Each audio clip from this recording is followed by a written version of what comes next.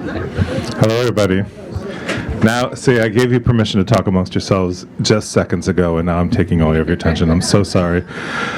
Thank you so much for being here. My name is Rob Arnold. I'm the executive director of Poets House, and I have to say that this feels like a house right now. This feels like family. This feels like a togetherness, and I'm just so impressed that all of you made it here in person, despite the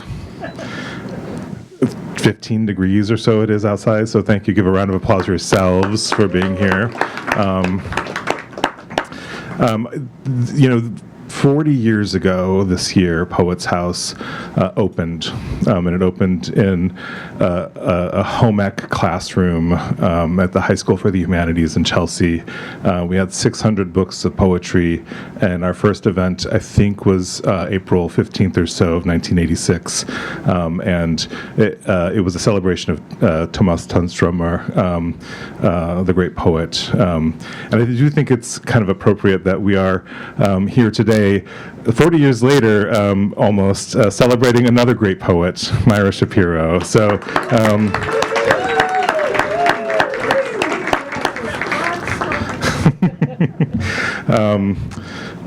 somebody who's really dear to me personally, and dear to Poets House, somebody who's been part of the Poets House family for a long time, much longer than I have been, and almost since the very beginning. And I think of Myra as a New Yorker, a consummate New Yorker. If you read these poems, you will see the New Yorker in Myra. But Myra actually moved to New York around the same time that in her life that I moved to New York, which was kind of a little bit later in life. And it's just such an inspiration to me. I feel like Myra is an example of how to be a poet, how to be in community, and how to be a New Yorker for a new New Yorker like myself. So thank you for that, Myra.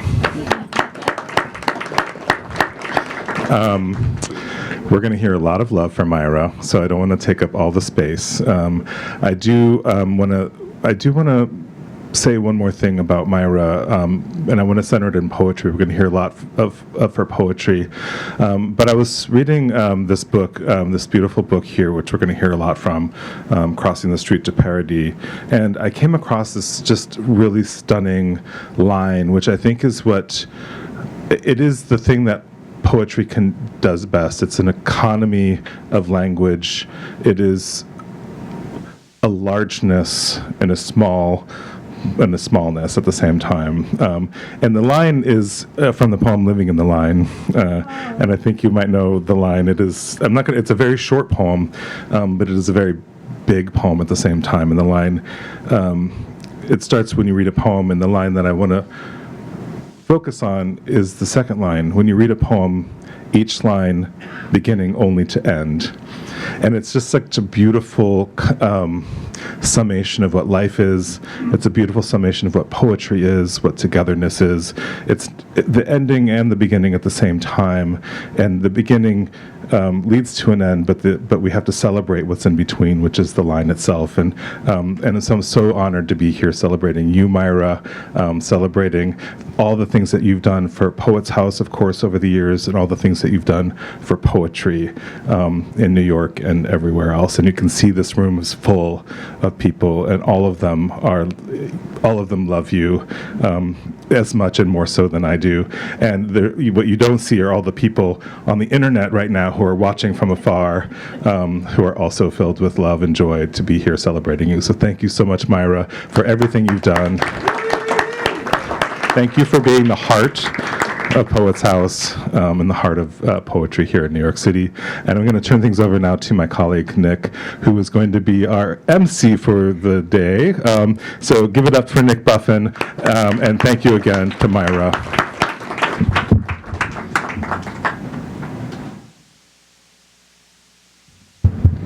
Thank you all for being here on this warm afternoon. Hello to everyone on Zoom. I'm so pleased to welcome you all to this special tribute to one of the warmest poets that I know.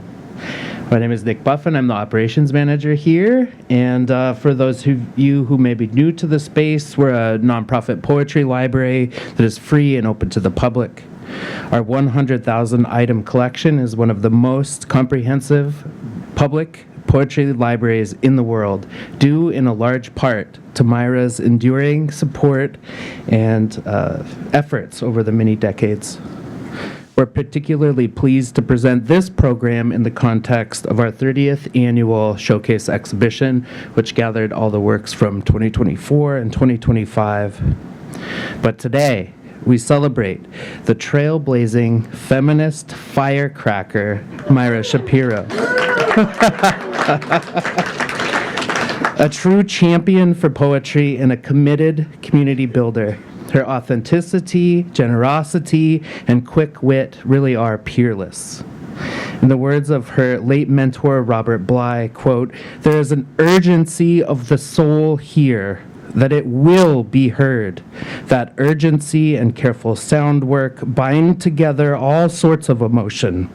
Her longings for the romantic, her mourning for the political life of the old city, love of her husband, suffering of the exiled soul, sexual delight, and love of poetry." We will have readings from her colleagues and friends, followed by Myra reading from her latest book, Crossing the Street to Paradis, and maybe some other ones, I don't know. Following the reading, we'll have books for sale in the lobby and refreshments and wine upstairs. It's a little warmer up there, too, so. It's true. At this time, I'm very happy to introduce our first reader, Barbara Elovic, who has published in more than 100 journals and anthologies, including I Speak of the City, Poems of New York. Her most recent book, How She Came Here, was published by Kelsey Books. Please give a warm welcome to Barbara Elovic.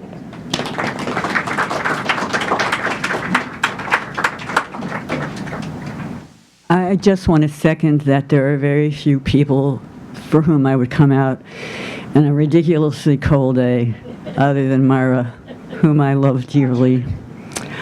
We met gazillion years ago in a workshop, poetry workshop at the 92nd Street Y that was allegedly taught by a well-known writer who is now said in the vernacular, was not fully present in the class.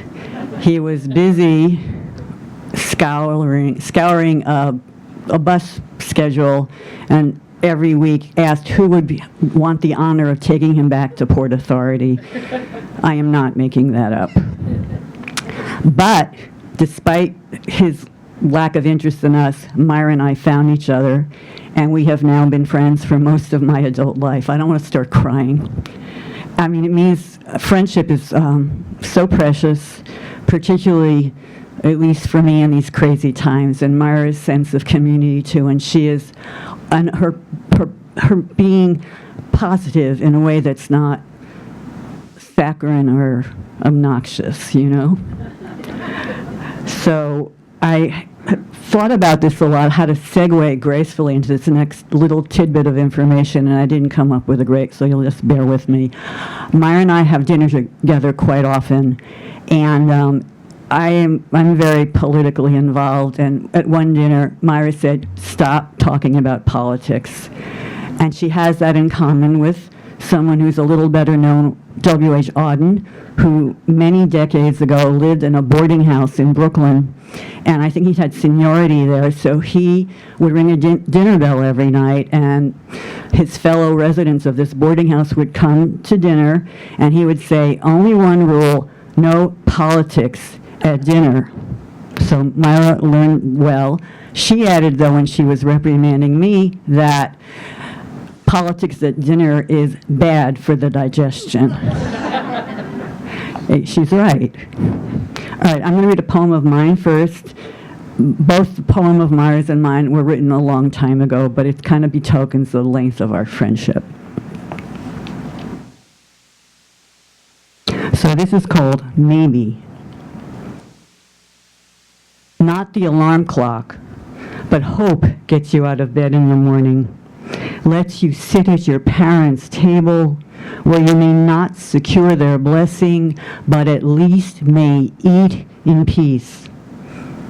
It's hope that makes you get out of bed it's hope that makes you run away from home, believing that starting over in another place can make a difference.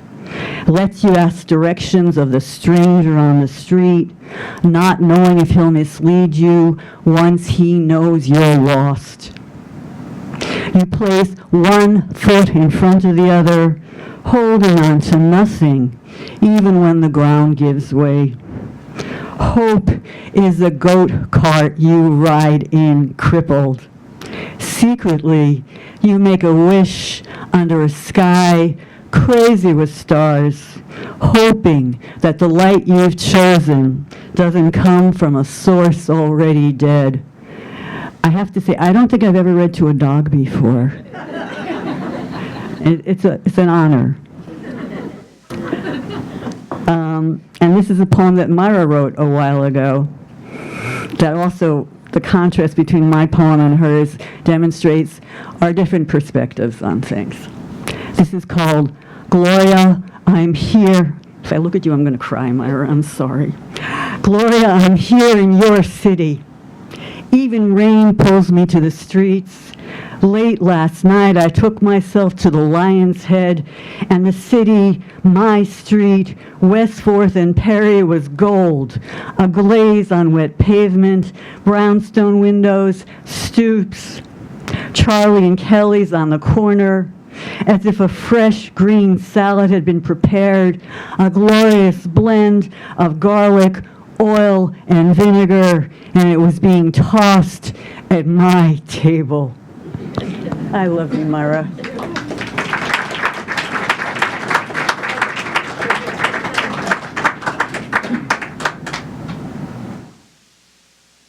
Please join me in welcoming our next champion of poetry, David Grubin, who, after decades producing documentary films and winning numerous awards, including 10 Emmys, he received an MFA in poetry. Recently, his essay, Stanley Kunitz and the Wilderness of Age, was published in the American Poetry Review. He served on the Poets House board for more than a decade. Give it up for David Grubin.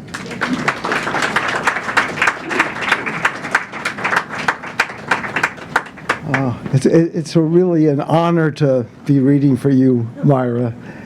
And for those of you who missed the Poets House walk where Myra read Whitman's Crossing Brooklyn Ferry, you missed a ball of energy. I mean, that is a hard poem to read, and she just knocked it out of the park. It was really amazing to see you do that, Myra. When I told friends, other poets who that I was going to do this reading, they wrote and they told me they so wanted to be here. Bob Holman wrote and said, I'd hoped to be there today, only an emergency kept me away. Give love to Myra. And our daughter, Eve Grubin, who in fact Eve is the person who introduced me first to Myra, and she's a poet and lives in London, and she wrote, I'm sorry I can't be with you, Myra. I love how your poems float off the page as if a dear friend is speaking to you with humor, wisdom, and warmth. Poems with such humanity. Love you. And Naomi Nye wrote, I love Myra so much and loved her husband, Harold. Wish I could be there. Yeah. So there's a lot of love in the room. So I'm going to read a poem, and then I'm going to be really happy to read Myra's poem. My poem is called Hard-Boiled Mystery. The cautious coquette showed up first. Next, the negligent nymph, the terrified typist, the vagabond virgin. My father's paperbacks, 35 cents a pop and smelling of Clairol. Forgotten on the high shelves of my bookcase, saved, I suppose, for sentimental reasons, reminding me How when the trench-coated hero, cigarette in hand, kissed the virginal heroine in the old movies on our 12-inch television screen, my father turned to me and muttered, "Mush."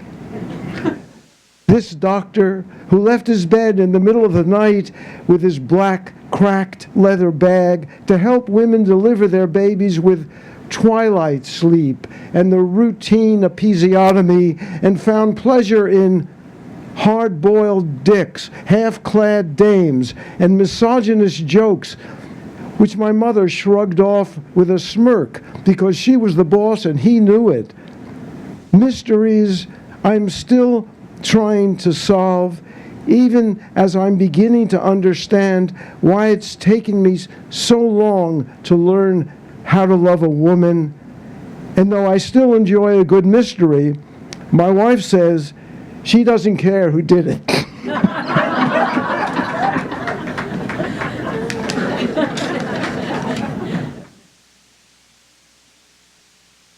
Okay, and I heard some gold in your poem, for Myra's poem, and there's another piece of gold called Gold Star Girl, and that's another one written, maybe, was that your second book? Oh, good. You'll remember it now, maybe. It's good, it'll be fresh. Okay. Gold Star Girl. My job is to live. Like Isaac, named for laughter, not Job's job, up to his ears in death. Tragedy, my mother knew when she lost her first child. Then I knew she would die if I did, so I didn't.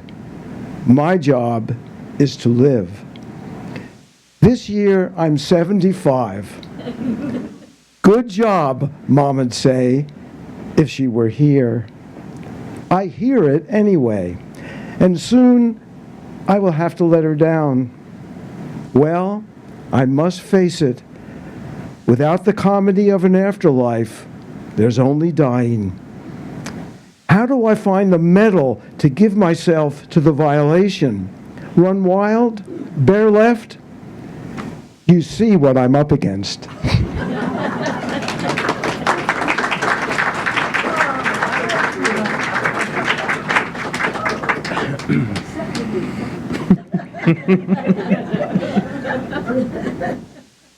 Our next reader, Wendy Wilder Larsen, will be joining us on Zoom. I'll give her a little intro and then we'll do a high-tech scene change. Wendy lived and taught in Vietnam during the war, and with her Vietnamese friend wrote Shallow Graves, Two Women in Vietnam. Her most recent book of poems is The Gray Whales of Baja. Wendy serves on the board at Poets House. Please join me in welcoming the amazing Wendy Larsen. Where I met many kindred spirits that became great friends later. And people like Martin Shaw, the great storyteller, and the wonderful teacher, Fran Quinn, who I think is here today. And who could forget the wail of the loons at night across the lake? Remember that? Remember that, Myra? We have both served the board of Poets House since its beginnings in a high school years and years ago. No one loves poetry or words more than Myra.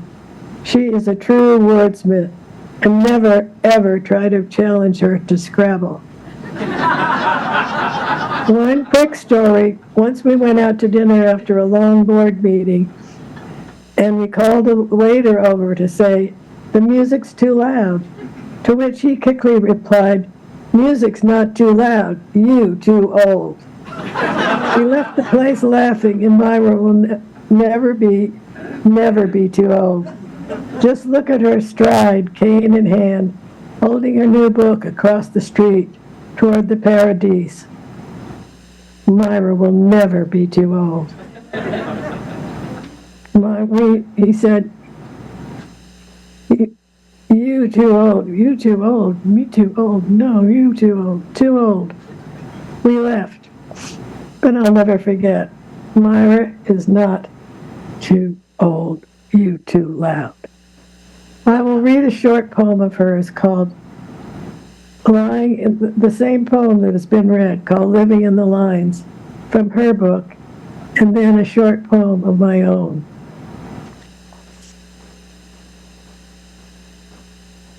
Living in the Lines is a perfect, it is a short poem, but it's a very deep, big poem.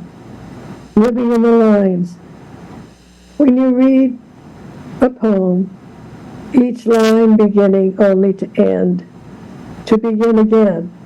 Don't run ahead.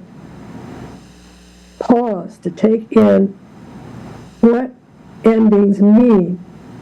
And if you do, you'll find the life of words are lined up to give you letting go, giving birth, letting go. That's Myra's poem, Living in the Line, and I love it. It's perfect for her. And the poem I'm going to read, which is going to seem strange because you're all out in 5 degrees.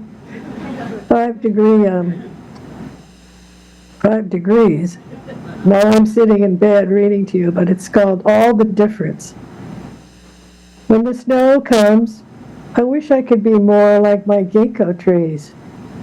No face masks, rubber boots, wooden capes, knitted mittens, protection creams, lined jeans.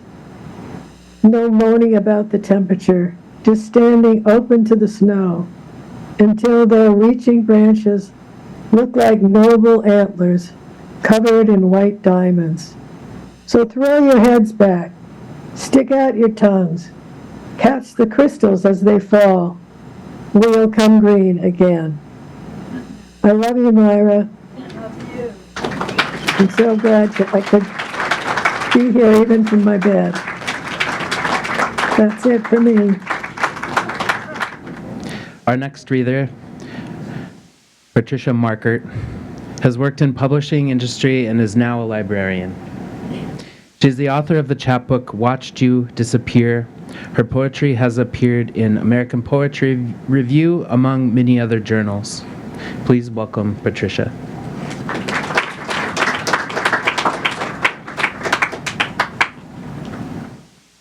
I am so honored to be here today. It's a great day to feel the happiness surrounding this wonderful woman we know as Myra Shapiro. And I just want to say, I want to say how I know Myra, and reading her title poem from her new book says so much about you. Your love of the city, what the head of this organization already said, your fearless subject matter. You're not afraid to use the word penis in your poems. I love that. I'm so scared of using that word. I'm afraid I would get excommunicated or something. And the way your poems can end in unexpected delight. But you inspire me as a woman who decided to give up teaching in favor of writing. After raising your 2 wonderful daughters who are here today, you and your husband moved from Chattanooga to the city of your birth. I mean, Myra, born in the Bronx, is a dyed-in-the-wool New Yorker. She knows how to get the most out of the city, attending farmers markets, going to the movies. We often go to the movies together, or the theater, whatever continues to stimulate you to continue to write. And you've published 5 books, and you've taught others about writing. And even though I've never attended any of your classes, I learn from you, from how you write new work from your experience. This is what I learned from reading Myra.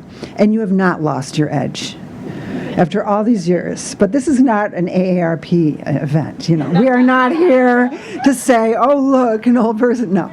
This is a reading at the Poets House to celebrate writing that is still very vital. And when I first met you, we attended a poetry workshop together at the Writers Community, founded by a poet named Laurel Blossom, which is a great name for a poet. And soon we were meeting with a small group to critique each other's work. And that was when the Halloween parade, we went to the Halloween parade together, when it featured gay men dressed as nuns. And that was before I was married, and we talked about what it meant to be married for life, as Myra had already been to Harold for over 20 years. So the poem I'm going to read refers to my love of my husband, but the poem I'm going to read by Myra is about that event. And the poem I'm going to read is called Song. When I was young and in love with you, were you in love with me too? I never imagined the salt in the wounds, or pain, or that you might too. There was a song we loved, but listening to it now, it's just youth, all shot through with fire and ridiculous glue, that could never hold together, not even me and you, when we were young and in love, us two. At the subway station, a woman in her winter clothes peers into her man's eyes, then slowly and carefully places her face next to his. The woman starts to kiss him, which thrills the man, who holds the woman's head just so in case she might slip and fall into pieces. And the poem by Myra is from, I don't know, this is one of those early books. In Greenwich Village, we talk of love.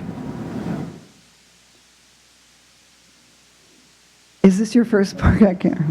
And it's in here somewhere. Where did I put it?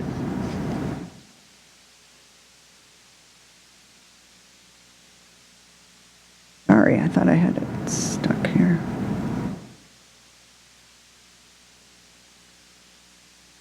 Embarrassing.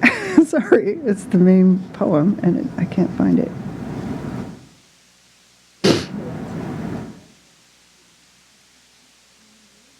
Is it? It's the title poem. I know I had it marked.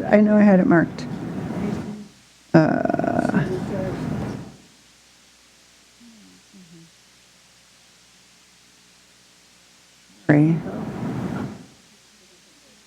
Can I have the other book? I'm so sorry. This is... Yes, in Greenwich Village, we speak of love. Had it marked. Oh, here it is. Sorry. In Greenwich Village, on Halloween, we talk of love. Dearest H, you'd have roared and carried on. Hearty laugher that you are, you would have clapped to see such happiness. A high-heeled man in a silver sheath threw chocolate kisses. A woman, wrapped paper leaf, uncurled, became an undulating tongue of green snake. And an old man who leaned as if to kiss my cheek coughed gold dust in my face. All night I sparkled. But what I started to say before the parade got underway had to do with love. The way I love you. Waiting for the hoopla, I told my friend, I love you as the shore, the wave. Set to marry in December, she wants to talk of love, what we do that's lasting.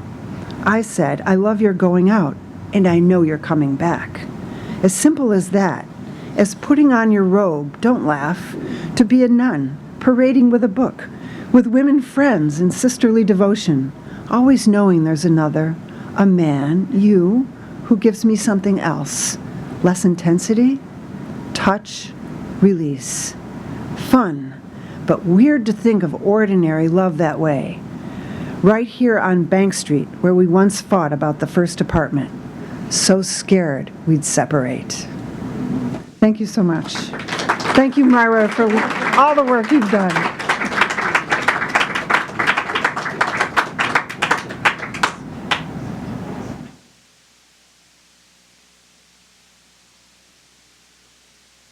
Thank you. Our next reader, Mary Jane Nealon, worked as a nurse for 47 years. She has 2 collections of poetry, Rogue Apostle and Immaculate Fuel, both from Four-Way Books.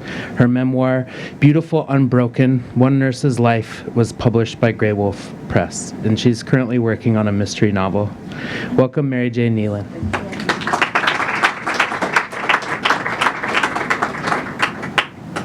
Good afternoon. Hi, Myra.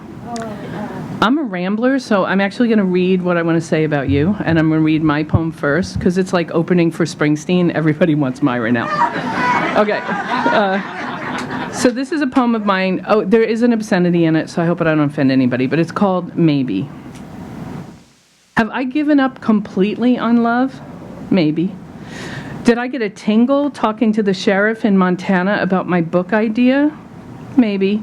Was he injured in a car chase going 104 miles per hour and laugh about it? He was. Did the thought of that careless, wild encounter remind me of someone? It did. Was it, after all, the baseball player in Colorado in the white Corvette with zebra skin bucket seats? It was. Do I imagine that man now in a nursing home thinking of me? I do. And the rodeo bull rider, is he also conjuring my bad girl days? And the bow hunter in the trailer with the velvet Jesus? Did I say on the boardwalk the other day, if I hear about one more fucking grandchild, and did I stop then when a man turned the corner at the pool? And what did he say? Oh, I thought you were my wife. And did we laugh? We did. And then when I went home to my good dog Cooper and manic starlings, was I lonely? So I know there are hundreds of people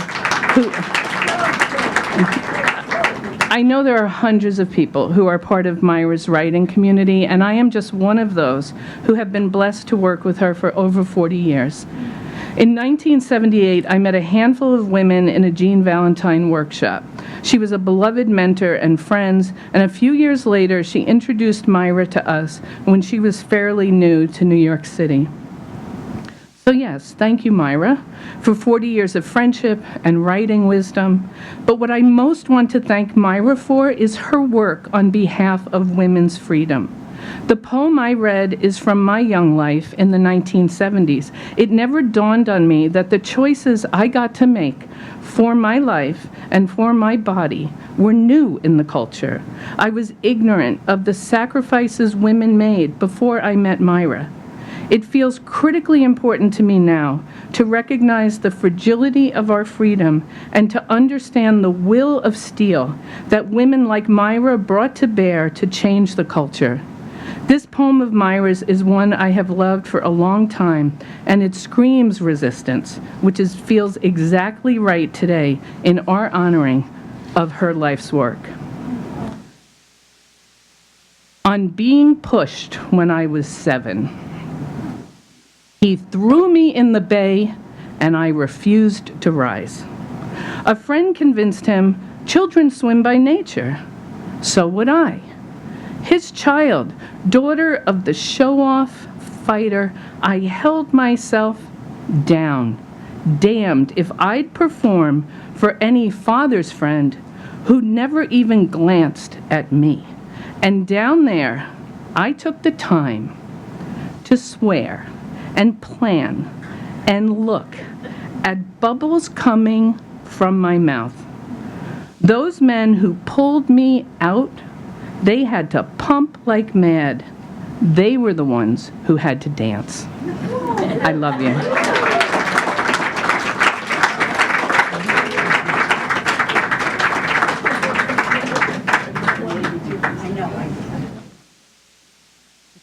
Another round of applause for all the readers today.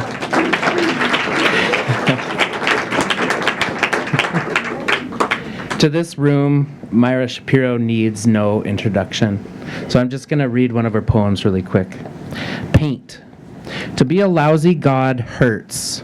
You create children, writings, a deck off the side of the house. Here's your chance to build from scratch. And your work fails. You face the paint that's uglier than the naughty wood you chose to cover. The child you refuse to support. The word you lose in one frill after another.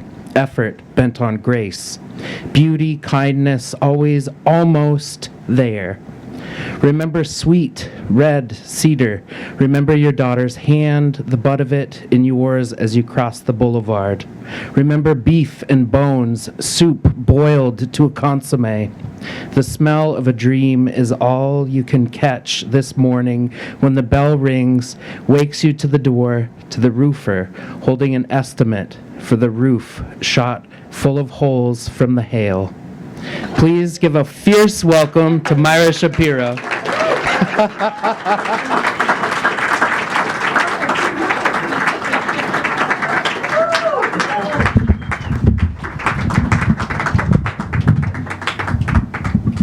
Oh, thank you.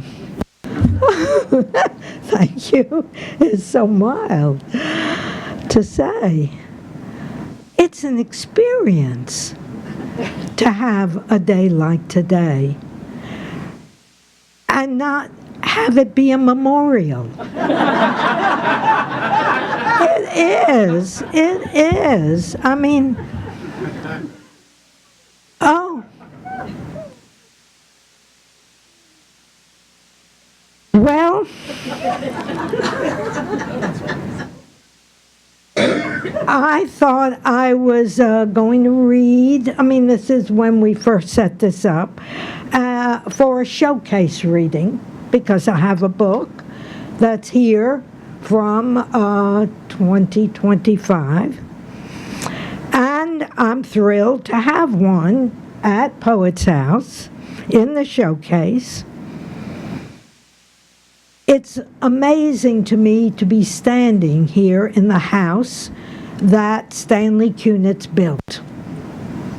His dream that he even refused to say would be possessed only by poets.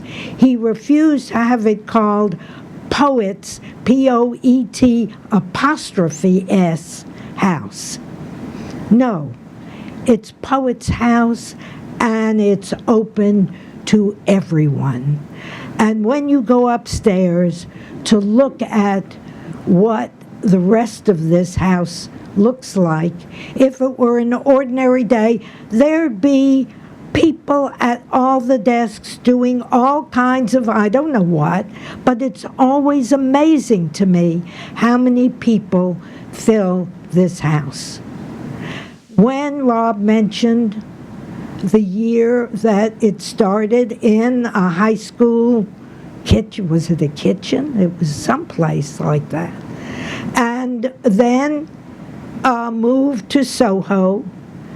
It was directed by Lee Brissetti, who approached me to be on the board. And I was thrilled. This is what I'm doing. Poetry, sure. And so we went to Soho, and then this house, directed by, thank you, Rob, thank you. And let me just read a line from Stanley. Our work is not an expression of the desire for praise or recognition or prizes, but the deepest manifestation of gratitude for the gift of life. And here we all are.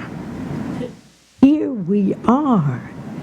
And even when we're not in front of each other to touch, and that reminds me of a Stanley poem, Touch Me, which you must read if you haven't.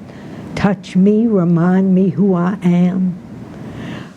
We get to be together in a new way, another way, on Zoom, and I'm grateful for that. Thank you for this tribute. Thank you very much. For the chance to read from my new book, Crossing the Street to Paradis, and Ian Moran, who did that marvelous cover, Russell Hassel, a dear friend who cased out that corner before Ian came. Thank you so much, Ian. A gorgeous cover. Moving cover, because as he started to take the photograph, along came this man with a baby in a yellow quilt. And it was as if, to me, that picture is a poem.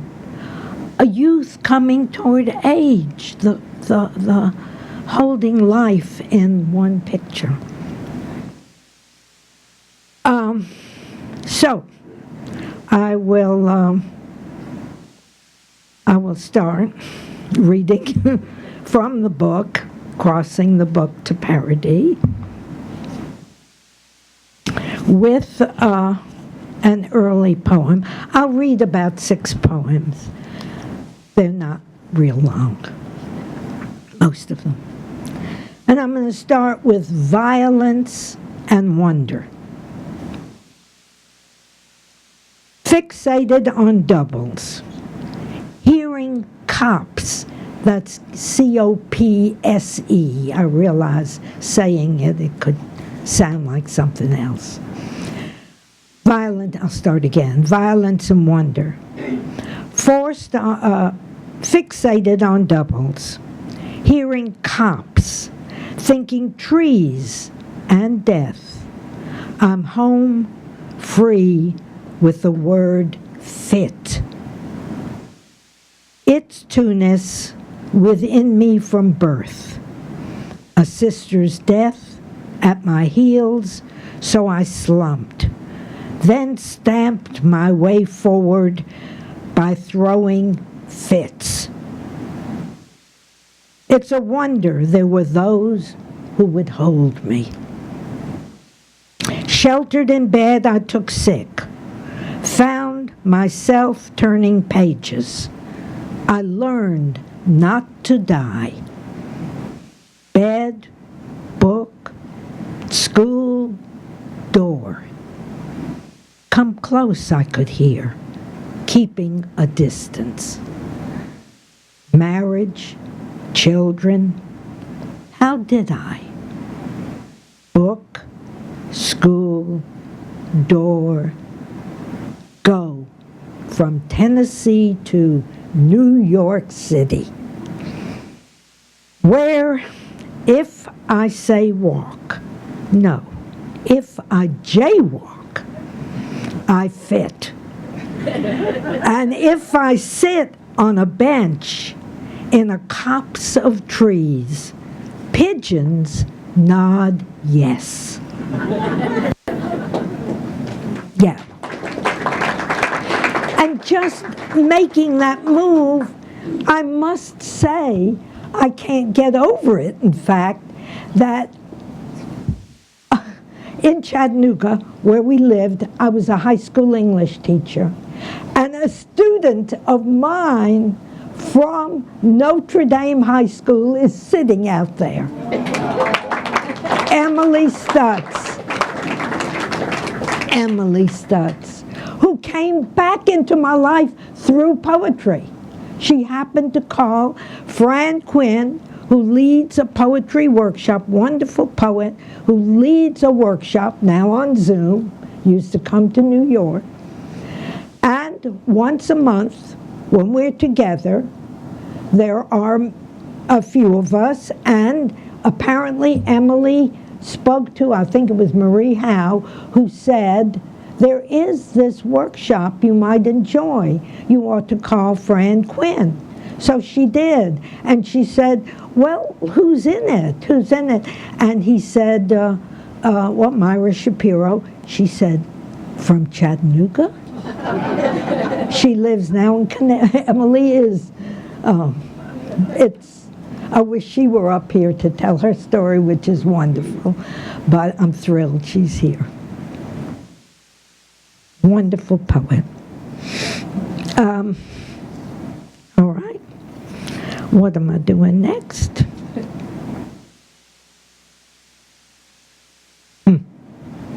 This is a nice one. This is a nice one because reading it today brings me to Galway Canal.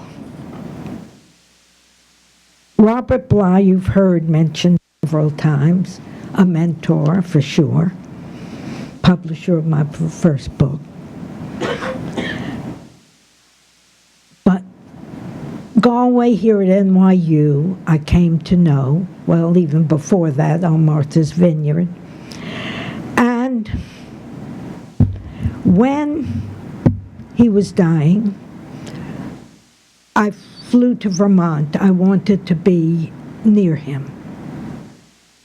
And so I was near him. And Bobby Bristol, his wife, was in the other room and came in, and she said, I put the kettle on, would you like some tea? And I couldn't believe she said that because I was working on a poem on the plane called Put the Kettle On. So I said, I've got this rough draft of a poem I was working on with your very words, and may I just read it to you? And she said, sure. And so I did, and I could sense Galway in bed right next to me, listening. His birthday, by the way, is on Groundhog Day, 2 days from now, February 2nd. Put the kettle on. Tea? I've begun to ask each morning, partway between dinner and bedtime. And Harold's begun to answer, yes. It's an old marriage. We're beginning to merge. Just this month, arms aching, I began following his morning routine, a hot shower so my arms move with ease. In his case, it's knees. Last night, I wanted to sit next to him as he sat on the side of the bed, simply to chat a bit about the Middle East, the peace talks he's been listening to, and what else was important today. I wanted to hear his excitement before we go to our separate sides of the bed, our particular pillows, and the good sleep. It's all just begun. The new year, March, is here, and we're living it. And we did. We did for a short period of time, and he died in 2017. This next poem, These Are the Pearls. But before I read it, I just think about his connection to Poets House as well. Lee always has wonderful stories to tell about how Harold talked to a realtor, or that we were together with her, Alan, and their sense of humor matched. And so I feel his closeness here also at Poets House. These are the pearls. It's Besame Mucho coming through a revolving doors. It's 2018, the future, far from songs we danced to, left inside me. A waiter stands to take my order. Oh, waiter, bring me fresh plums on a plate. I'd refused. No, he'd refused to eat. Patiently, his caretaker urged, we want you to be well. If you won't eat, she'll kill me. He smiled, then we'll have to go to your funeral. He could do that. Southern charmer to the end. To find him, open the kitchen cabinet. Coca-Cola, a bag of Cheetos, the salt inside the shaker he would fill, a half jar of Skippy peanut butter still intact. I don't want it. It's more than I can fathom. The whole of the kitchen. The future filled with Besame Mucho and blintzes he stored in the freezer. Thaw, little pancakes, flicker, flicker. I am talking about his flashlights in the drawer.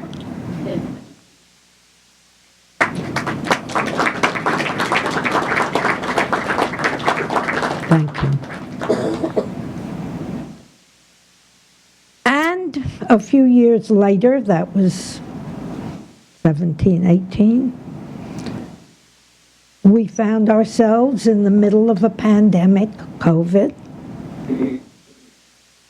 and our world changed considerably.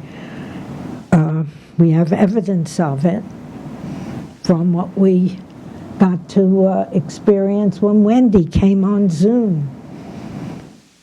I'm going to read Passover 2020. Imagine Moses leading the slaves out of Egypt on Zoom. That's where we are, crossing the Sea of Reeds to an unknown land at a Seder on a computer, trying to capture not one but 10 plagues, the past as present. Stories work that way. We eat the symbols. Bitter herbs for hardship, salt water for tears, unleavened bread, matzahs, apples mixed with wine. Far apart we eat, we sing for times past and to come. My grandson, who's autistic, speaks up, surprises us to announce he feels privileged. His word, which leads me to ask, who in the story has privilege? Moses, he says immediately. Straight to our hearts, a light, it dawns on us. Moses struggles, slow of speech. He stutters, yet he guides. He has visions. He pursues, out of which words rise for 1, 2, 3 religions, alive to this day we've made new. And David, who is no longer here, is here.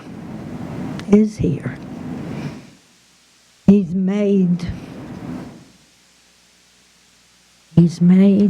what? He's made so much in the short life that he lived. So much happened.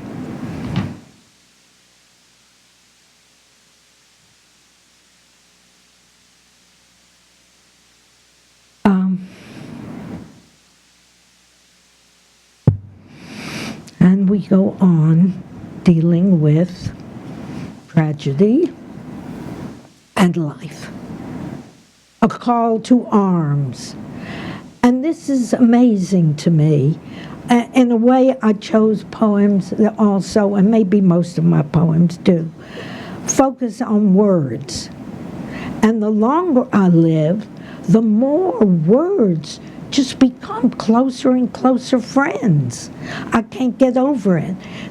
I'll hear a word, well, that started maybe in the last book. I'll be writing a word like dearth, and suddenly it's earth. Or a word in this book like spears, and suddenly it's pears, and suddenly it's ears. And so I don't know what all that's about. Except I keep calling it narrowing, which is arrowing. And the amazement to me, though, this goes back, is to think of a word like arms. Arms with which we love each other, hold each other. And, well, the poem says, a call to arms. Today, words come through a cloud across an ocean from lands that refuse to bury hatchets, where arms murder, and neighbors fear. Arms become arms to bomb, shoot. Underground, a friend writes from a shelter. She says, help everyone you know to see both sides. 1,000 Palestinian and Israeli women have formed Prayer of Mothers to hold each other on Zoom. That's the new world, mixed with the old. How in the world did guns get to be called arms? If somebody knows, speak up. It's just so interesting. How did that happen? I don't know. It's got to stop. We've got to, yeah. Mary Jane says so.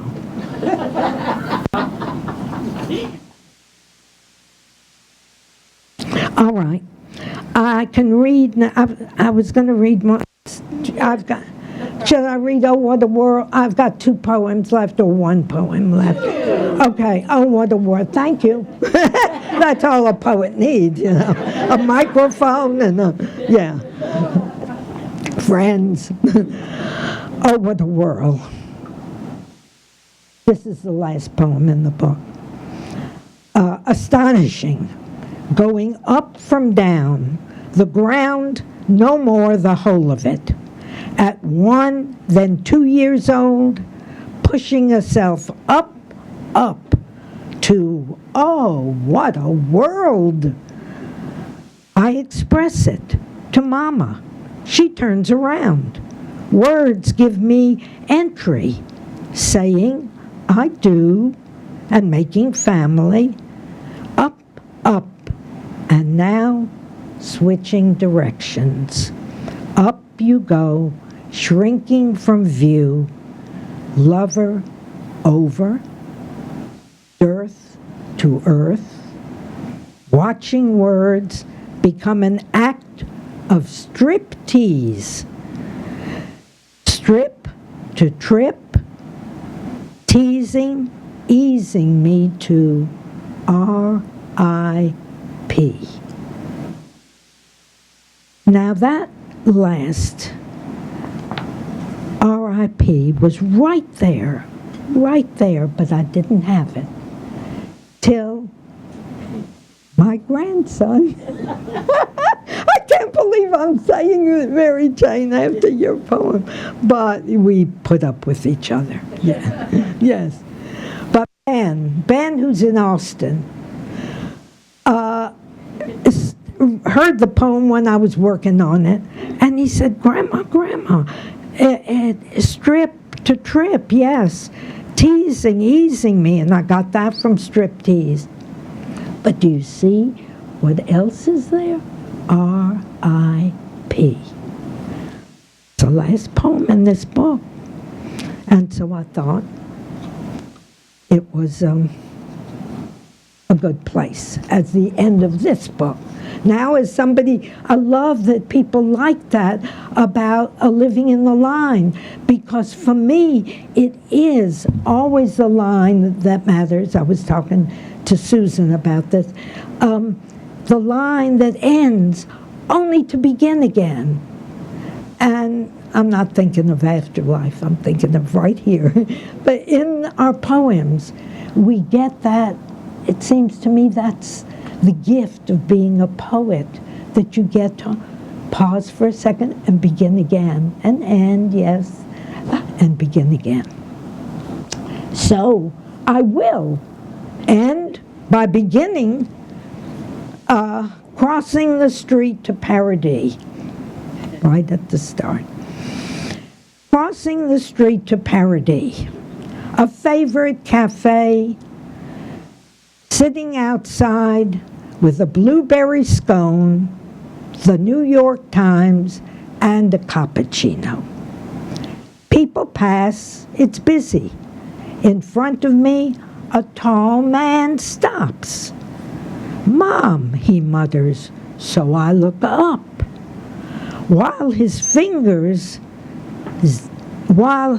So I look up while his fingers unzip to pull out and dangle his penis. How do you like my dick? He asks. And relaxed, I answer, I wasn't looking at it. At that moment, a young man behind me launches forward and downs the exhibitionist, socks him, while the young woman with him keeps asking if I'm all right. Yes, I am, I say. I'm a New Yorker. The tall man has run off. My defenders, assured, walk on. I return to the Times and my cappuccino. A conversation walks by. Something about Hamlet and Central Park. Are they talking about Joe Papp's Shakespeare in the Park? Yes, they say. And I say, I love Hamlet. I taught him. Oh, I taught it. It says it. I love Hamlet. I taught it. And I continue.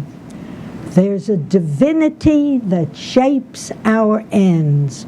Rough hew them how we will. He wants to know my name. Are you in it? I ask. And the slim man with the big smile says, I'm Hamlet.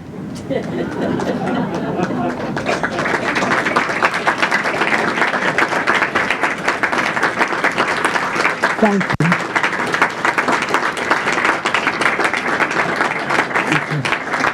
Thank you. Thank you so much. Thank you. Thank you. Thank you so much. Thank you.